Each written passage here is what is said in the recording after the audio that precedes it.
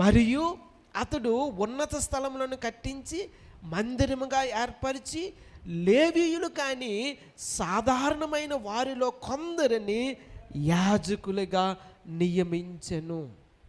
ప్రియులారా, ఇక్కడ గమనించండి, యెరోబోము చేసినటువంటి పాపము, దూడలను ఏర్పాటు చేసి బంగారు దూడలను చేయించి, ఓయి ఇశ్రాయేలు, ఐగుప్తు దేశంలో నుండి మిమ్మల్ని తీసుకొచ్చిన దేవుడు ఇతడే అని చెప్పి వారిని విగ్రహారాధనలోనికి నడిపించడం మాత్రమే కాకుండా లేవీయులు కానీ సాధారణమైన వ్యక్తులను యాజకులుగా నియమించడము ఇంకా ప్రమాదకరమైనటువంటి సంగతి.